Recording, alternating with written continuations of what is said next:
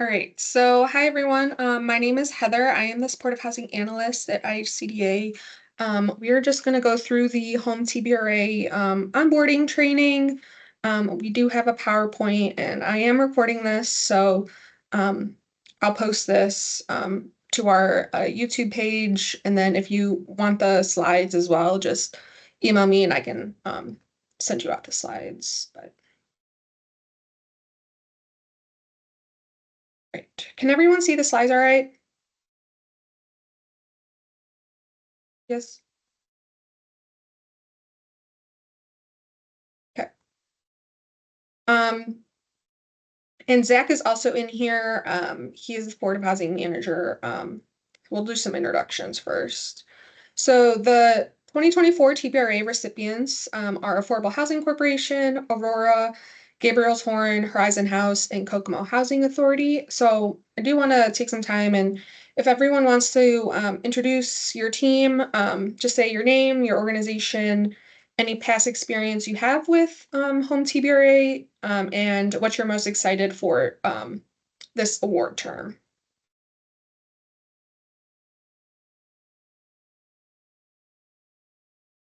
So we can start with about Leslie, if you want to start. You're on my screen first. Okay, sure. I'm Leslie Kelly. I am with, excuse me, with Horizon House in Indianapolis.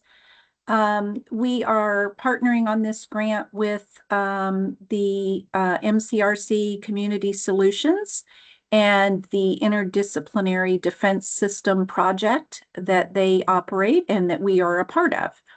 So with us today, or with me today on the call, is Lena Hackett and Melissa Bechtel, and I'll let them introduce themselves. Good morning. I'm Lena Hackett, and I'm with Community Solutions, and we coordinate the Marion County Reentry Coalition and also project manage the Holistic Defense Project of the Marion County Reentry Coalition, which is the target population for this initiative. And great thanks for Horizon House for partnering with us on this. Oh, Melissa, you're muted.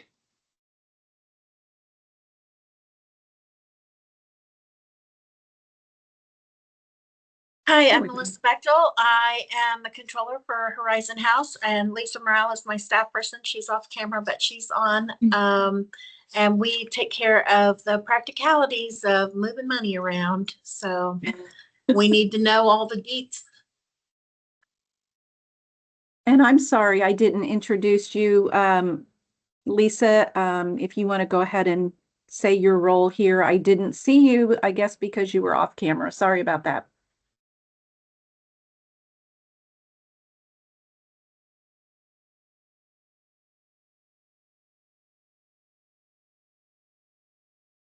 She's there. She is. There she is.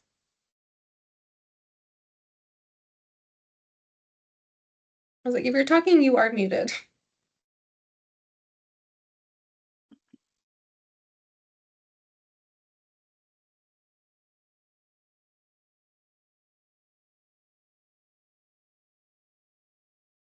We can't hear you, Lisa. So. Oh. Oh, wait, there you said something. Good morning. Yes, good morning. Okay.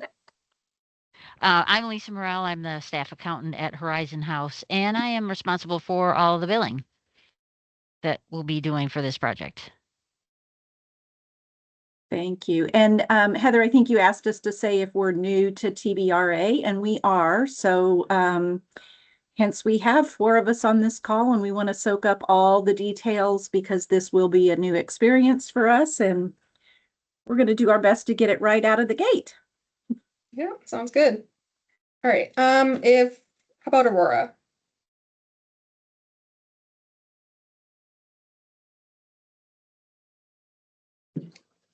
Hi, it's Rose with Aurora. I'm also joined with Nana and Holly in our conference room, and I think we've got Patty Pyle on the line as well. We have been doing home TBRA for I'd say about 2 years now, so we're just excited to continue the mission and helping those coming out of incarceration.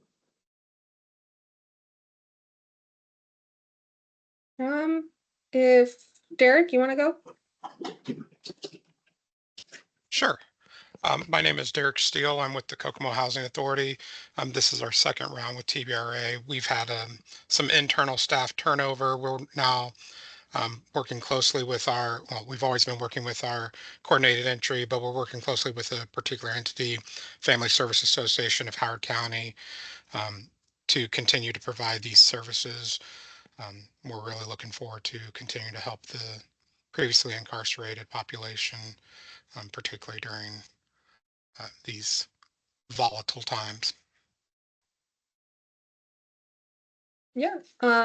If Lisa, you want to go? Sure. My name is Lisa Swain. I'm with Gabriel's Horn Shelter in Valparaiso, Indiana. We are new to this grant, and we're very excited to bring this kind of housing opportunity to Northwest Indiana. We've never had it here before, and I'm working with Community Change Center, which is unfortunately not on this call with us today, but they'll be watching the recording to help our formerly incarcerated and soon to be released folks get into housing and get stable. All right, and I think Lori, you're the last one.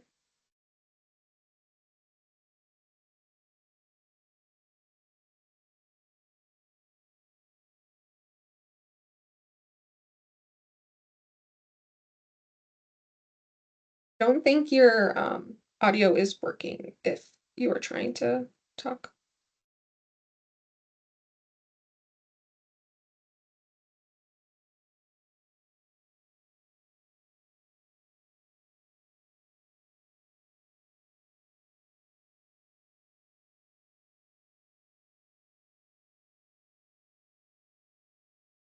Yeah, I don't know. You might have some issues with your audio, but has everyone gone? Zach, do you want to introduce yourself? Can you hear me? Yes. Yes. Okay.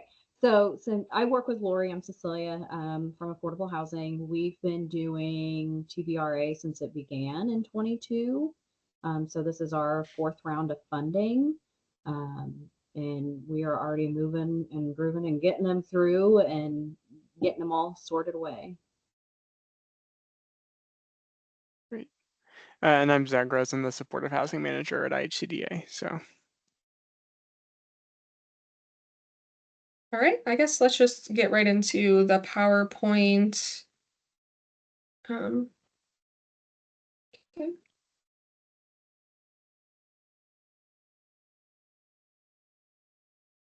Okay. I'm going to turn my camera off so it's a little easier for me to see things. So we're just going to start with just a program overview. So Home TBRA, it is the rental subsidy that can be used to help income qualified households pay for housing costs, and those would include rent, security deposits, and utility deposits. And then most of you also have the Home ARP Supportive Services grant that goes along with Home TBRA. And the Home ARP Supportive Services funding is used to reimburse eligible supportive service costs for those program participants in TBRA. And important to note that TBRA program participants may not be required to accept supportive services as a condition of receiving rental assistance through TBRA. And to be eligible for either program, the household must be formerly incarcerated. That is the number one thing that we're focusing on with this program. And so they are two different federal programs with separate eligibility and compliance requirements. So IHCDA allocated ARP funds to be used with the TBRA program to provide supportive services to qualified populations. And then the ARP supportive services may only be provided to individuals and households who are enrolled in the TBRA program. And so we're going to start with some eligible costs for TBRA, where I kind of broke it up into TBRA we'll talk about first, and then Home ARP. So the eligible costs for TBRA would be rental assistance. Rental assistance payments may be made on behalf of qualified households for a maximum of 24 months. Payments must be paid directly to a third party on behalf of the household. And the cost of inspecting the housing and determining the income eligibility and assistance level of the household are also eligible for reimbursement as rental assistance, or you can put it under administrative costs. And then rental arrears cannot be paid with TBRA funding. And all of this is also in our program manual. You'll see the program manual on our IHCDA's TBRA website. So you have all this information. You can also do security deposits. So the security deposit may not exceed the equivalent of 2 months rent for the unit. Security deposits must be paid directly to the landlord on behalf of the participants and should be returned to participants at the end, not to the subrecipient or to IHCDA. And for utility deposit assistance, it can be paid or may be provided only in conjunction with TBRA security deposit or tenant-based rental assistance. Utility deposit assistance may only be used for utilities permitted under the utility allowance schedule, and that is linked. So that does not include things like telephone or cable, satellite television. And then ongoing utility bills and utility arrears cannot be paid with TBRA funds.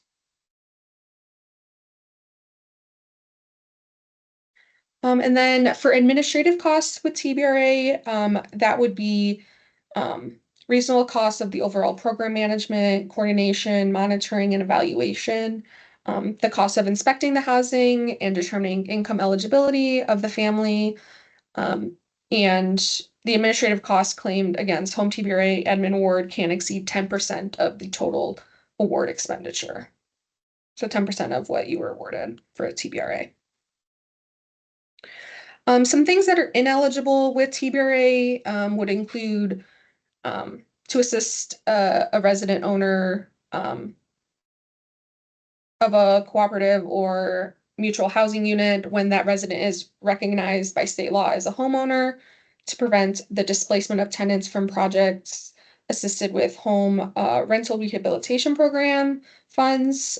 You can't duplicate another form of rental assistance that lowers the tenant's rent to 30% or less of their AMI. So you can't, if the household's already receiving like Section 8 housing choice voucher, the household can't also receive assistance under the TBRA program. It's also ineligible for down payment and lease purchase programs and to provide overnight or temporary shelter to persons experiencing homelessness. And now let's switch gears to home ARP supportive services. So eligible costs with home ARP would be the supportive services and homeless prevention services. So childcare, education services, employment assistance and job training, food, housing search and counseling services, legal services, life skills, mental health, outpatient health, outreach, substance abuse treatment services, transportation, and case management would all be eligible with the home ARP funds. Also mediation, credit repair, landlord-tenant liaison, services for special populations, and for financial assistance costs would be rental application fees, utility payments, moving costs, and payment of rental arrears. So if services are being directly delivered by the subrecipient, the following costs are eligible. Project delivery costs, so that would be the cost of labor, supplies, and materials incurred by the subrecipient to directly provide the supportive services for these for this program, and also the salary and benefit packages of the subrecipient staff who are directly delivering the services with this grant. So for ineligible costs that are not included in the list of eligible activities, additionally, financial assistance cannot be provided to a program participant who is receiving the same type of assistance through other public sources. So again, no like double dipping basically. Financial assistance costs may cover rental arrears, but do not include payments of first and last month's rent or short-term or medium-term financial assistance for rents. And now for or participant eligibility, so the people who are eligible for the home TBRA program. So the subrecipient must select participants in accordance with the written participant selection policy that is approved by IHCDA. So more information on that is in our the admin manual. Um, Eligible participants in this program are households in which at least one member of the household was formerly incarcerated. And we have defined formerly incarcerated as individuals exiting the correction system within 6 months who are at risk of homelessness due to lack of stable housing, or individuals experiencing homelessness who are formerly incarcerated. And the households also have to have a gross annual income that does not exceed 60% AMI to be initially eligible for the TBRA program. So for the first 12 months, and then households must have a gross annual income that does not exceed 80% AMI at recertification to remain eligible for the program. So recertification happens at 12 months, and you can't exceed 80% at that time. But for initially, it's 60%.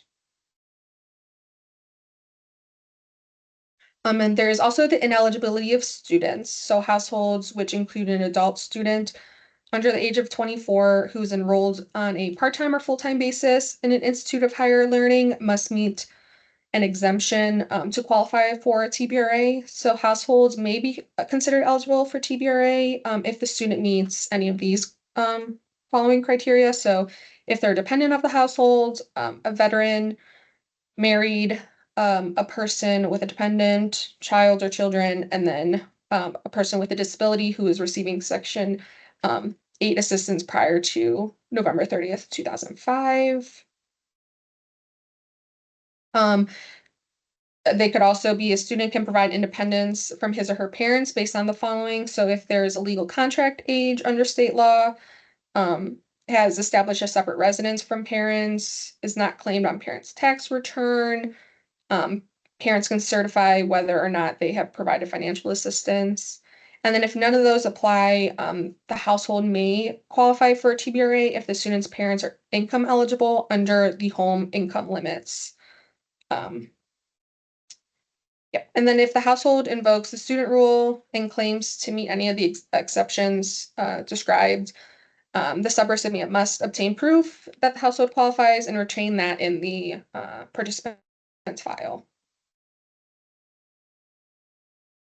And now to be program or participant eligibility for home ARP, that would be eligible participants are TBRA participants who at least one member of the household meets the qualifying population. And we'll go through that in the next couple slides, but again, they have to be TBRA participants. So they have to be homeless. So an individual or family who lacks a fixed, regular, and adequate nighttime residence.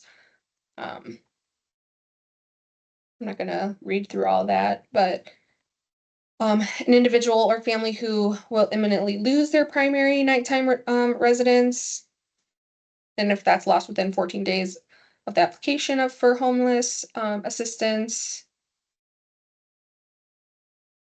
If they're unoccupied, youth under 25 years of age, or families with children and youth who do not otherwise qualify as homeless under this definition. But if they have defined homeless under other federal statutes, they do not have a lease, have experienced persistent instability, and can be expected to continue in such status because of like chronic disabilities, would also be qualifying for home ARP. If they're at risk for homeless, so that would be an individual who has an annual income below 30%, does not have sufficient resources or support networks, if they meet one of the following, so has moved because of economic reasons 2 or more times within 60 days, is living in the home of another because of economic hardship, or has been notified in writing that their right to occupy their current housing or living situation will be terminated within 21 days.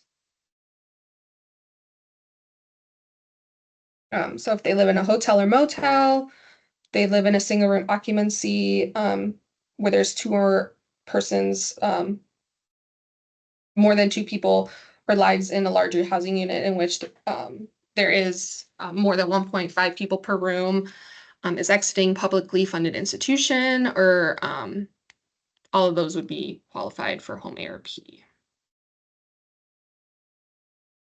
Or a child or youth that qualifies as homeless under other federal statutes. If they're fleeing or attempting to flee domestic violence, dating violence, sexual assault, stalking, or human trafficking. And then other populations where providing supportive services or assistance under what prevents the family from homelessness. If they're requiring other families requiring services or housing assistance to prevent homelessness, is defined as households who have previously been qualified as homeless, are currently housed due to temporary or emergency assistance, financial assistance services, temporary rental assistance. All of that would be home ARP qualified populations. At greatest risk of housing instability is defined as households who meet either an annual income that is less than or equal to 30% AMI, has an annual income that is less than or equal to 50% AMI. So I'm sure most, since we're all in the housing world, we know most of these definitions, but lives in a single room occupancy, is exiting a publicly funded institution. All right, so now let's get to participant selection plan. This is something that you'll have to submit to us. So recipients, they have to develop a participant selection plan that describes the process for selecting program participants. So this also has to be approved by IHCDA before participants are enrolled in the program. So plans have to include all of the following listed here. So it's also in the manual. But you have to include the program's definition of eligible participants, specify any additional preferences or limitations not included in section 3.1, and describe how these preferences or limitations will be prioritized.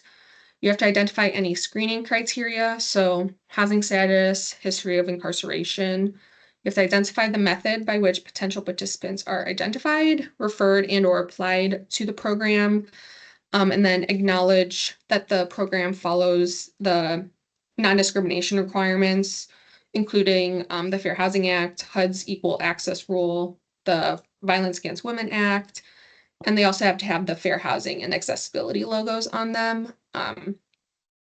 So subrecipients must have written processes for verifying and documenting that a program or participant is eligible for home TBRA in accordance with the participant selection plan.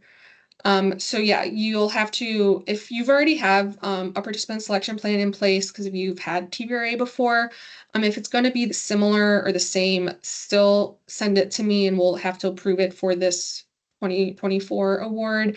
And then if you are a new participant, we'll have to review it in depth. And if there's any like changes or anything, we can go back and forth until it's final, like approved. And then once it's approved, then participants can start being enrolled in the program. And then if there's any changes, like any time throughout the award period, you'd have to resubmit the participant selection plan to IHCDA for review prior to implementing that new change. And IHCDA can verify that the plan is eligible, will provide feedback, just so recipients do not run to the risk of enrolling ineligible clients. Recipients may propose a modification to their participant selection plan at any time. Just email me and we can look over that. But those revisions may include like expanding or restricting a target population or updating referral sources or your prioritization method. Yeah, just if you're ever changing anything in your participant selection plan, just email me and we'll get it approved. Another thing that you'd have to submit to me would be the Affirmative Fair Housing Marketing Plan. That is just a HUD form, so if it's linked in the PowerPoint, but if you just type in HUD form 935.2A, it'll pull up the form. And this plan must be created within the first 3 months of the award term or before clients are enrolled in the program, whichever comes first. So I would say just do it right at the beginning when you're submitting the participant selection plan, so you don't forget. And you must identify the populations least likely to apply for housing and the outreach marketing efforts that will be utilized to reach that population. So the HUD form is pretty straightforward if you just pull that up. Just make sure it's submitted. They'll just email that to me within the first 3 months or before clients are enrolled. Another thing we have on our website, so just the IHCDA Home TBRA website, we have the eligibility worksheet. This is helpful for documentation to make sure that it'll say like initial eligibility and then the required document and then documentation attached. So I would say when you fill this out, say like what is attached in that last column. So initial eligibility, so currently exiting incarceration, currently experience homelessness and formerly incarcerated. And then it says what is required, the required documentation for all of the different sections. Yeah, so it'll say like homelessness, at risk of homelessness or fleeing, or attempting to flee domestic violence. So there's a home ARP one and then the home TBRA. That's just the last page of that. The other thing you'll have to do for each of the clients, the lease and rental assistance payment contracts.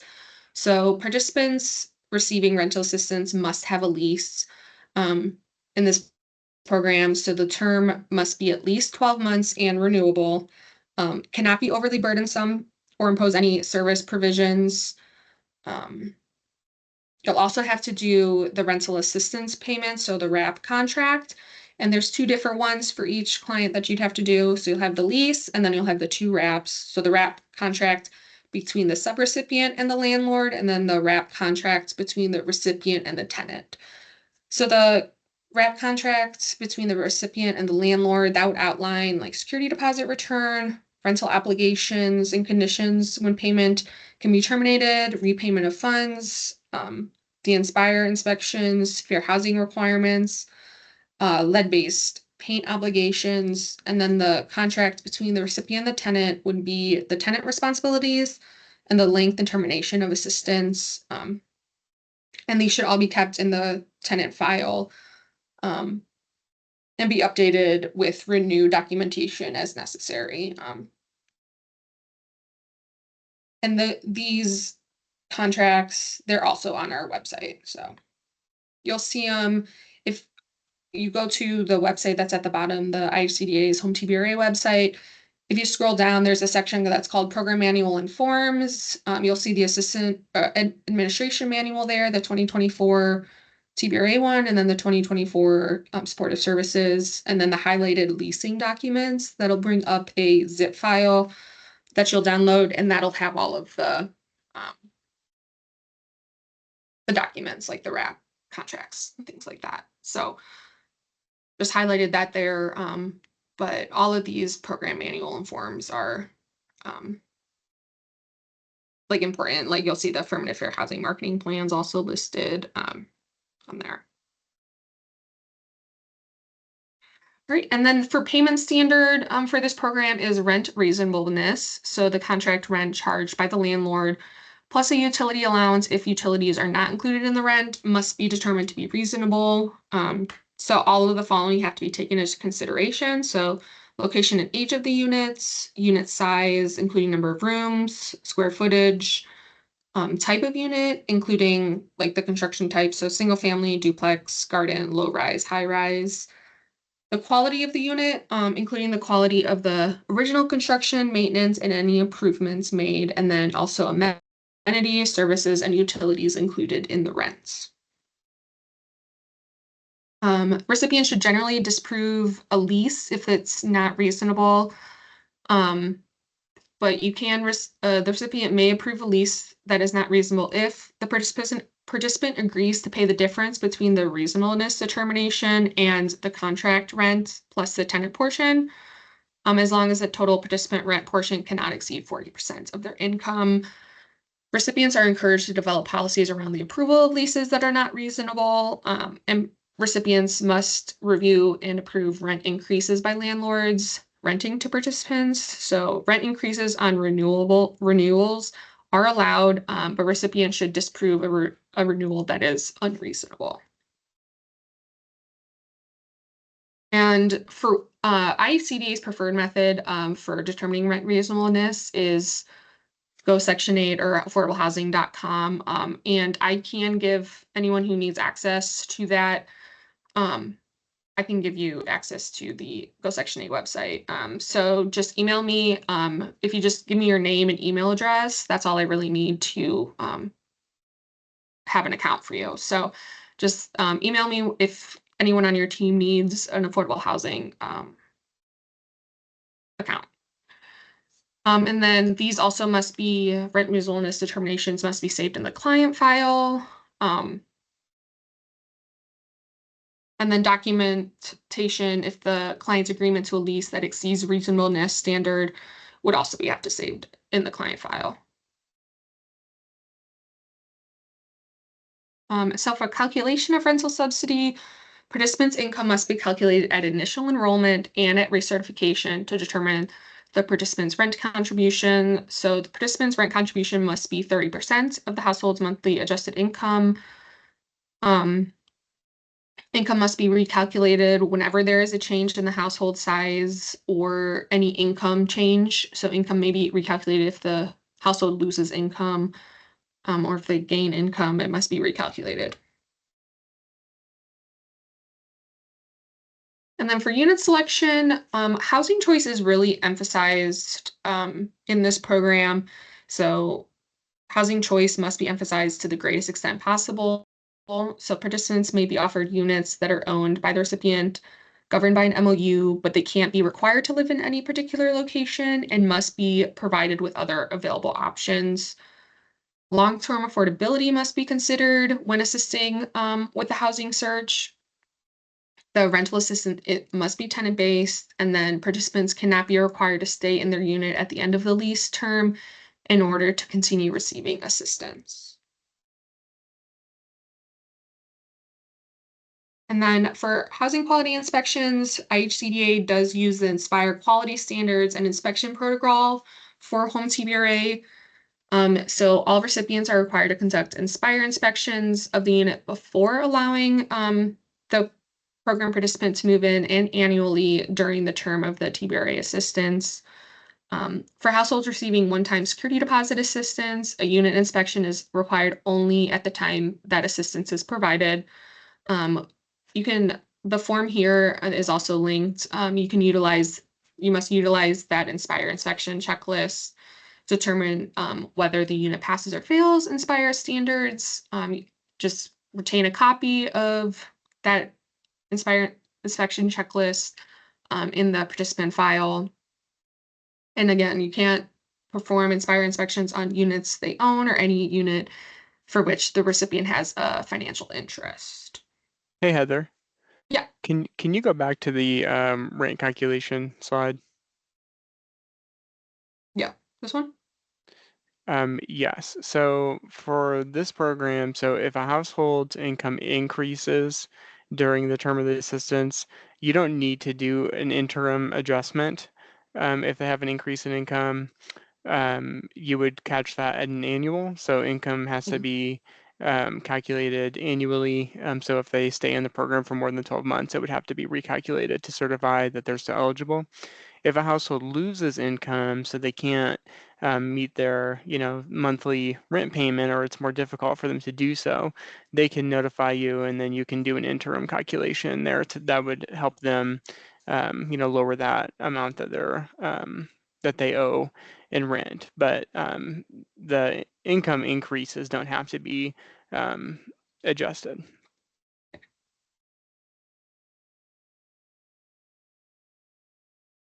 And households may be enrolled in the program and receive rental assistance for a maximum of 24 months.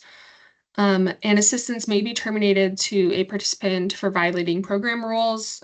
So recipient must establish written standards and formal processes for terminating assistance, which must be conveyed to the participant prior to termination. Participants who are terminated from the program should not be prohibited from seeking assistance through home TBRA in the future, and then termination should only occur in the most severe cases. Eviction should not be typical as a reason, should not typically be a reason for termination. All right, and now for claims. So claims are submitted monthly through our IHCDA online portal. If you click on this link, it'll bring you to the page and you'll have to create an account. So if you've not used the online IHCDA online system before, just review the Partner's Guide to IHCDA Online for information about new user registration. It'll tell you how to create an account.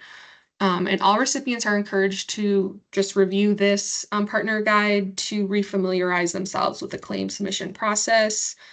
And then if you have any questions when you're creating a new account, adjusting information, or submitting claims, you can email our claims email, claims@ihca.in.gov. Or if you have just like a question about like if something's eligible or anything like that, those would be directed to me. But if anything about like the claim process itself, you can email the claims email. So for monthly reporting for home TBRA, when you're submitting a claim, you'll have to include the reimbursement request form, so the financial narrative. You'll have to do supporting claim documentation, and then the IDIS sheet for home TBRA. The IDIS sheet for home TBRA, you'll see that on the website, our IC or TBRA website. It'll pull up the IDIS sheet. And then for home ARP supportive services, you'll have to do the financial narrative, supporting claim documentation, and then there is a quarterly IDIS report form with home ARP, and that's emailed to me. It's not attached to the claim, but that's emailed to me quarterly. That can also be found on the TBRA website. And then for a homeless management information system, it's a secure electronic data collection system used to determine the nature and extent of homelessness. So recipients are required to enter participant data upon intake and discharge from the program at a minimum.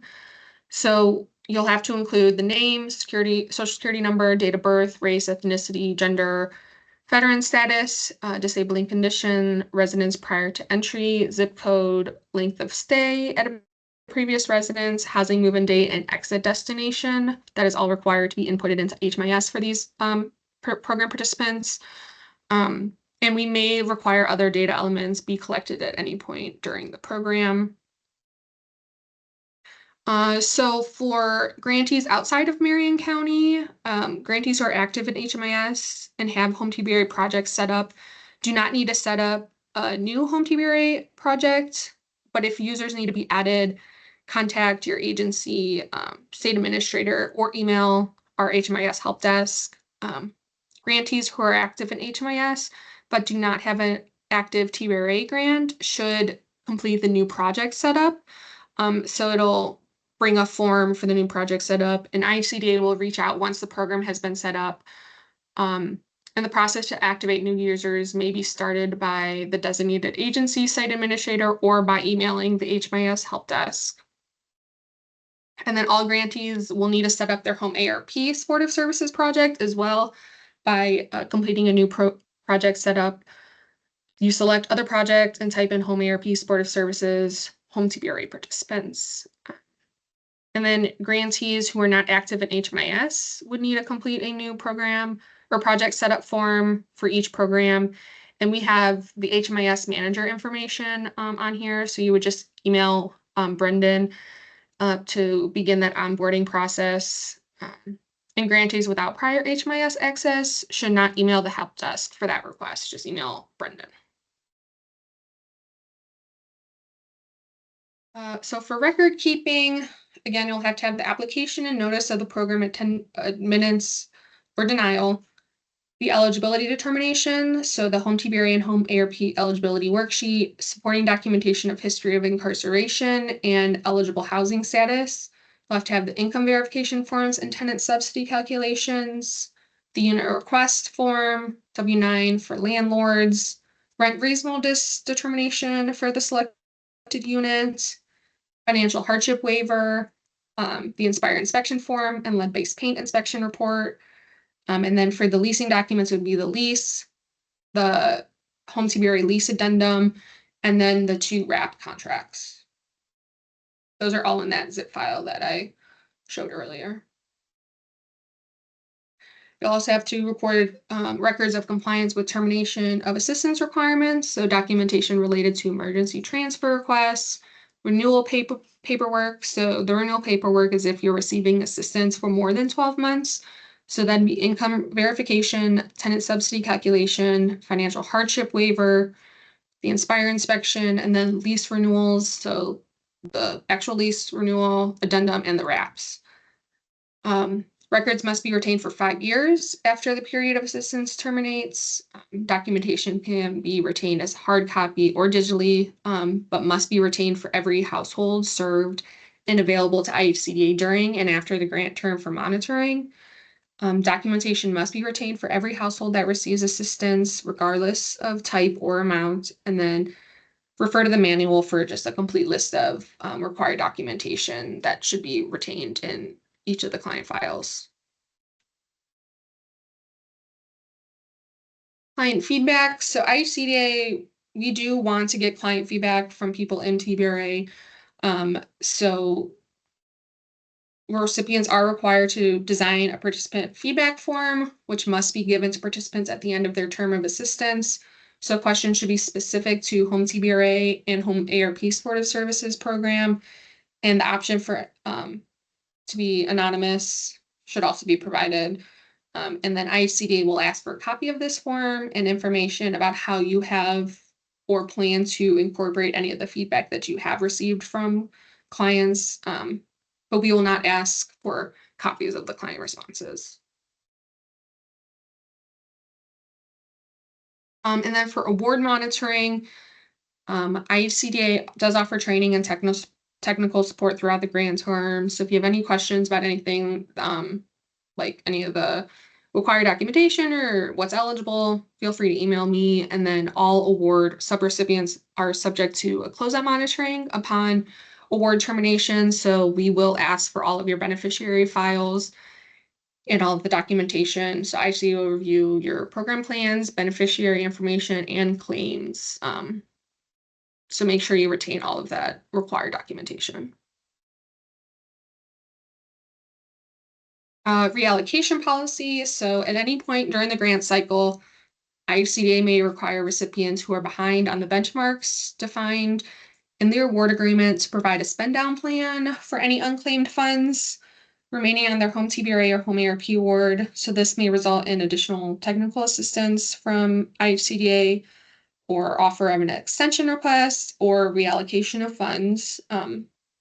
This is in your award agreement. So the project will be expected to meet the following spend down of funds and benchmarks at minimum. So a minimum of 25% of rental assistance funds must be spent by Q4 of 10, and then a minimum of 75% of rental assistance funds spent by Q8 of 10. All right, so does anyone have any questions? I know that was a lot of information, but I will be posting this recording and you'll have the slides from that. But if you want this, like a copy of the slides, feel free to email me. Heather, I have a question. In any of the documents that are referenced on the slides or in the program manual that you mentioned, is there like a client file checklist that you guys use for monitoring in any of those documents? Or would we just need to take the requirements and create our own checklist? Good question. We are actually doing that right now. We are trying to create a checklist to have better compliance when we are doing monitoring. As of now, people had just been creating their own checklist. But we are like honestly creating one this week. We are looking at that. Okay. And then once that is like approved and finalized, I'll send that out to all of the TBRA grantees. Okay, thank you. Yeah, no problem. And I have one other question. This is Mhm. related to HMIS. I Yes. gather that we might be the only Marion County recipient on this training. Do you know if CHIP and their HMIS team, do they have any other TBRA projects already set up, or are we going to be new? Yeah, you can use CHIPS, HMIS. I don't know, Zach might be a better one to answer that question. Yeah, I don't think there's another, well, they've had in the past, yes. HVIF had a TBRA award that's been closed for a couple of years, but they were set up in HMIS. Okay. Do you know, Zach, if the requirements have changed since then? I'm just trying to get a handle on what help we can provide to the HMIS team at CHIP if they aren't used to setting these up. Is there like a prototype for that, or in terms of what all needs to be included? Not that I'm aware of. If they have any questions or you run into any issues there, just let us know and we can help facilitate that. Okay. All right, thank you.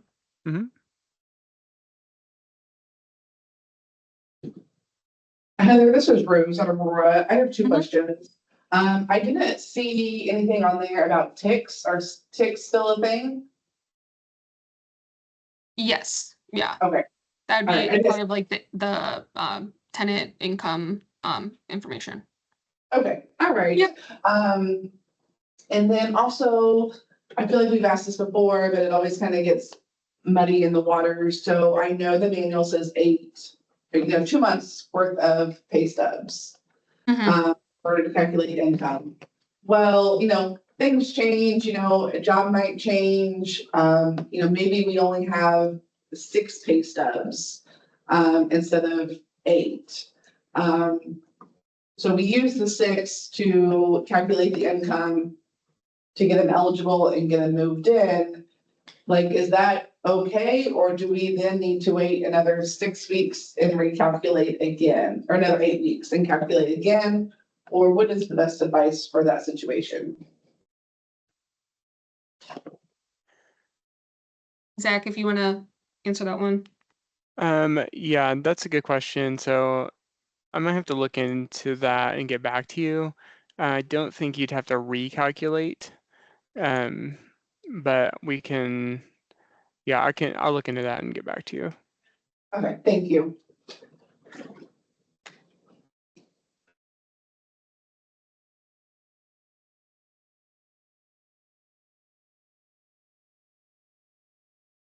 Anybody else?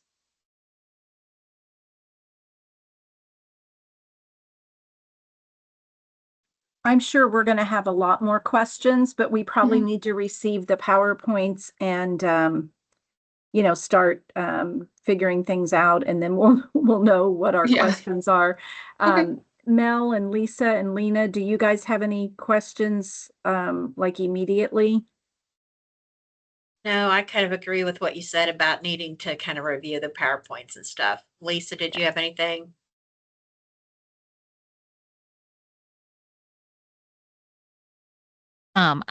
I just only had a question. Is there an actual claim form?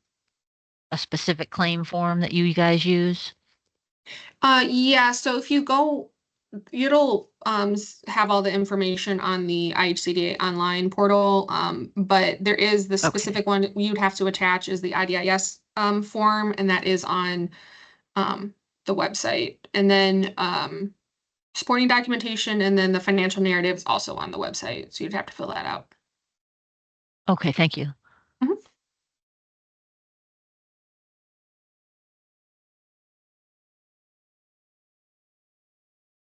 Yeah, so there is 2 new agencies this round of funding. So feel free to take a look, read through the admin manual, look through the PowerPoint, and then if you have anything that comes up while you're working through the participant selection plan, affirmative fair housing marketing plan, definitely just email me.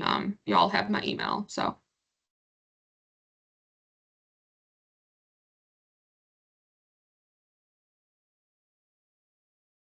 Okay, anyone else?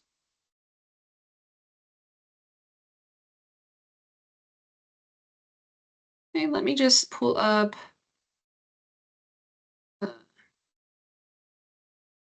So for this slide, we just have the next steps. So the checklist for the program start, remember, participant selection plan must be approved by IHCD prior to client enrollment, the new project setup in HMIS, registration with IHCDA online, and then an account setup with affordablehousing.com. And then within the first 3 months or prior to client enrollment, the affirmative fair housing marketing plan also needs to be approved. So participant selection plan and affirmative fair housing marketing plan, just email right to me.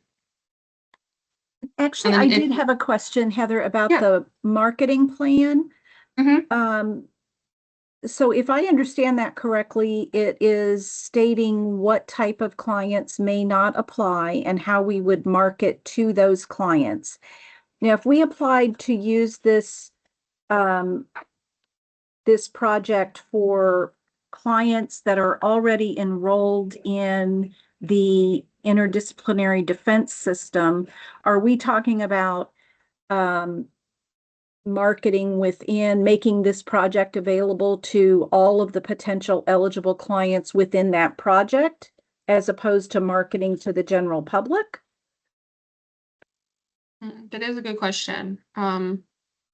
Yes.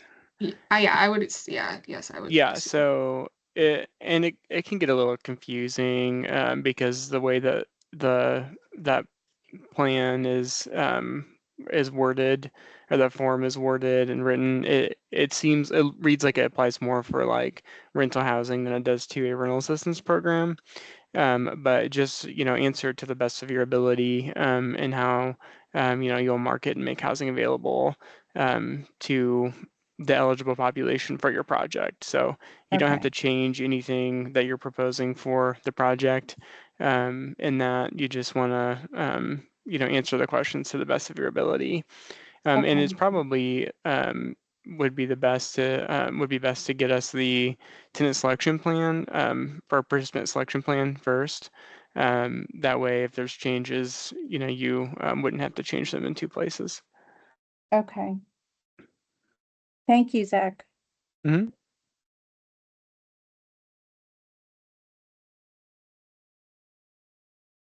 Right, so that's all I have on my end. Again, I will post this. I'll get it posted on our YouTube page, and then I will just email out everyone on this call. I will send out the PowerPoint and then the link to the YouTube page once that's uploaded. So you have access to both of those. Right? If any other questions, feel free to email me. If not, I will give you all an hour back of your day. Thank you. Yep, no problem. Thanks, Heather. Yeah, you're welcome. Have a good day.